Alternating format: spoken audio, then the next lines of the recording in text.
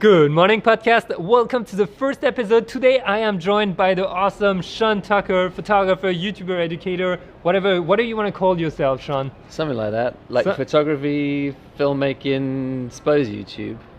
Yeah. That's perfect. All right, guys. You guys send me a bunch of questions on Twitter, Instagram, and the Anchor app. Guys, you can leave voice messages on Anchor app. I'm just saying it's pretty rad. So if you want to hear your voice on the podcast, please do so.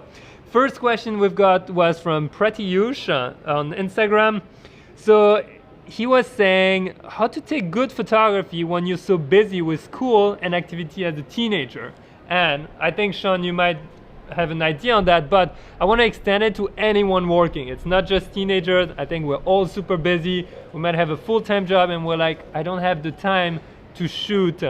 And yeah, how do I find the time and how do I get creative about it? What do you think?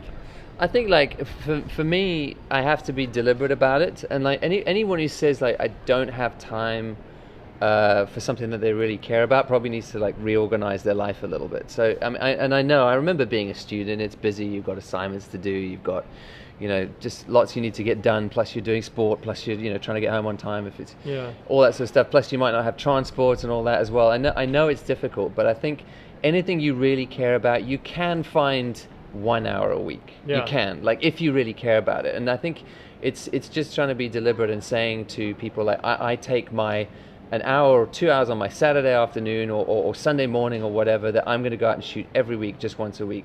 And then as time goes on, maybe it becomes more important and you can start to strip the other stuff back and fill it more with photography if that's what you care about.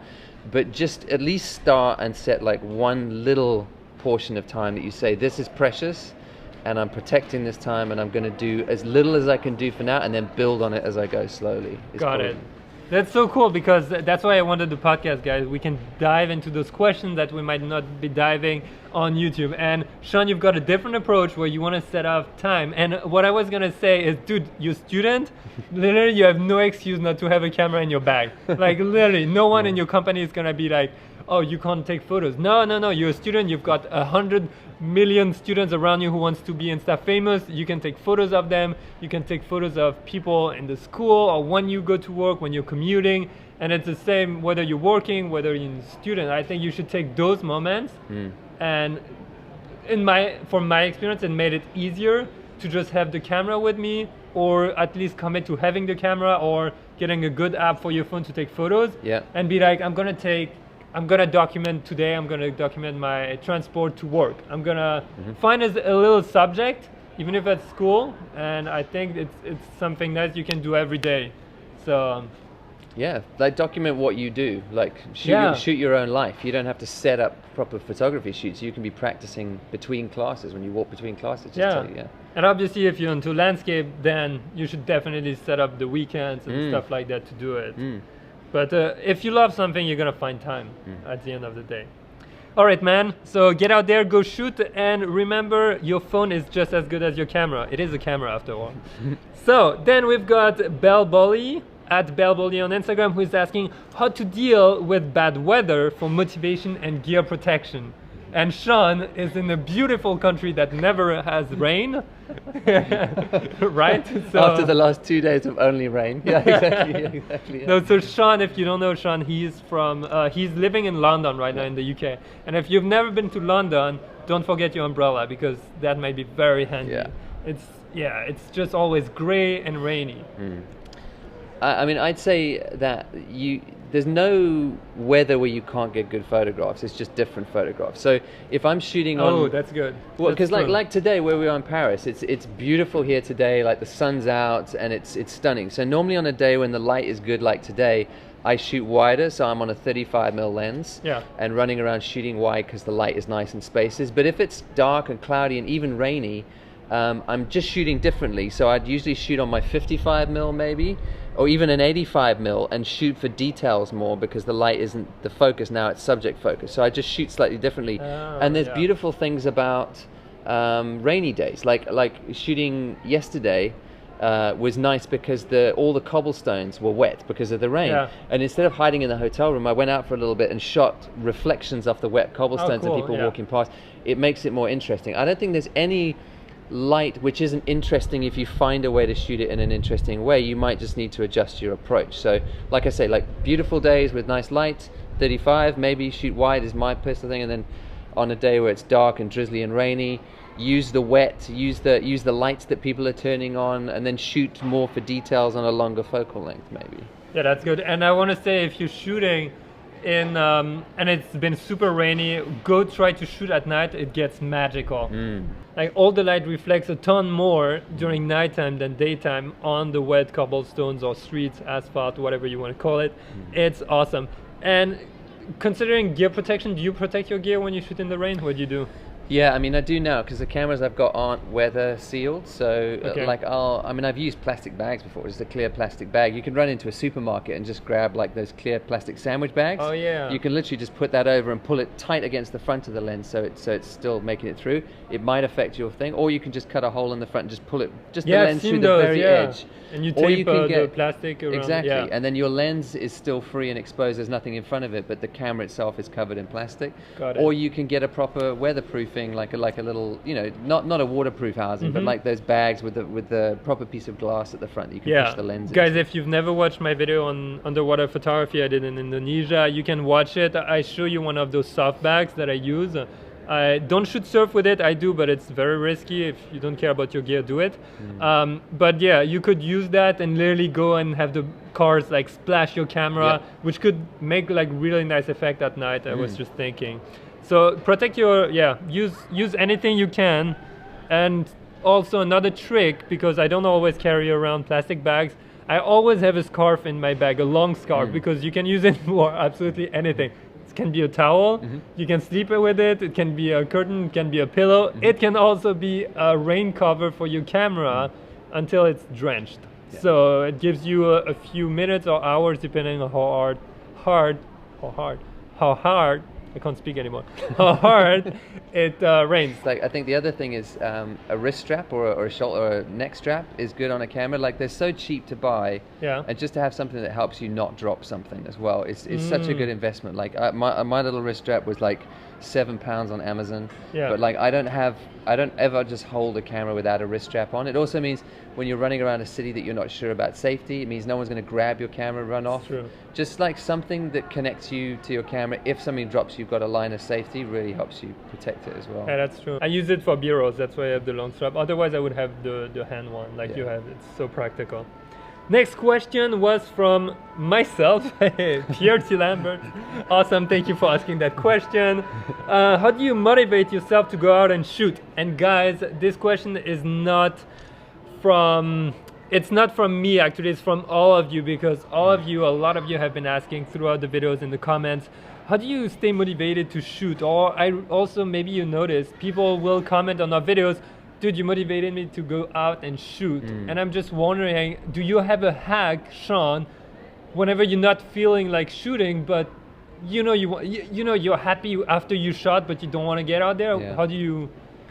I mean, like, the way I think about it is that like going out and shooting shouldn't be just a feeling. Like, I shouldn't say I feel like shooting today and I don't, because there'll always be days I don't feel like it, and some days I do. But from shooting on bad days, I know from my past that every single time I've been having a bad day and didn't feel like shooting, if I went out, I felt better when I came back. So rather than focusing on the fact that I don't feel like it before I go out the front door, remind myself that every time I do it, I'm happy when I come back, and focus on that instead. Because I think there's nothing wrong with being emotional about our art. I think it's good and wanting to, feel inspired and everything else. But sometimes it can stop us shooting when we don't feel it. So sometimes it's a case of just saying, even though I don't feel inspired, I don't feel excited, the weather's not great, I want to go out because I might learn something, I might get a good shot, I might find an area that I haven't shot in before that I want to come back to. There'll always be something good that comes out from going out the front door, but nothing good is going to happen if I sit at home and watch Netflix. So, and I know that. So it's more like putting facts in front of feelings for me, and saying, I know the fact is every time I do this, I love it and appreciate it, even if I didn't feel like it when I went out. It's like sport. Yeah. Like running or whatever kind of sport you're into. Exactly. You know you're gonna feel awesome after. Yeah. You're like, oh, I feel so good after I run, but no one wants to put the shoes on. No one wants to head out in the cold. Yeah. So yeah, focus on. Also, what I caught myself doing was really trying to. Okay, we all have our emotional mind. That's gonna be like, oh, it's too cold, it's too this, it's too that. But put it in perspective. What are you trying to create? You know, are you trying to become a photographer? If you're trying to become real photographer, you gotta have real good images, you know, and those images are not gonna arrive if you just stay and watch Netflix or play video games at home because you're like, oh, I'm too lazy today. Lazy is not gonna get you anywhere. And I focus and I remind myself what kind of images I'm excited about, what kind of images I'm trying to create out there and share, because it makes me happy to share personally.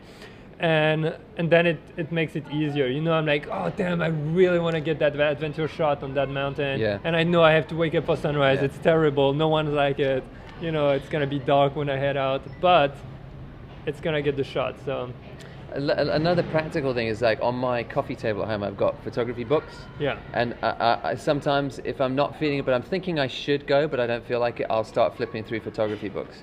Or I'll go onto YouTube and start watching YouTube videos, or go and look at people's websites who I find inspiring. And that often go watch Pierre Lambert's video and Sean's. There you go, Because it just seeing other people work and what they do often makes me excited to go do it. That's true. If I stay in my own head about my feelings, I might not. But if I look at someone else enjoying it, somehow it kind of mirrors in me a little bit with the emotion. I go, actually, I do love this, and then I want to go. It reminds you why you loved it sometimes. Exactly, so So get excited about your art. Get excited about what you can create. Use other people's inspo. Like, get inspired before you go out. And I think it's true for everything in life. Focus on the outcome and not on the first step, which is always the hardest. Focus really on what you want to create out there.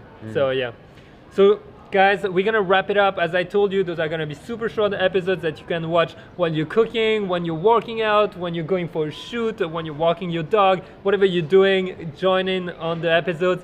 If you like it, also please share it with the world, share it with all your friends, your photographer friends, wherever you want, guys. Like, seriously, if you want to post it in the street, feel free to do so.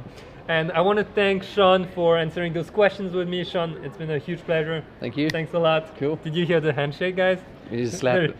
There's no video, but I hope you can get the feeling. So, and I'll see you in the next episode. Please try the Anchor app. I'm not paid by anyone, but I just think it's really cool. I would love to have your voice speaking in the podcast. So please use the Anchor app and drop me a voice message with your question. Guys, before you head off and get out there to shoot, I really want to thank you for listening. This is the first episode. It means a lot. You're one of the OG on the podcast. Think about it. It's gonna be a huge adventure together.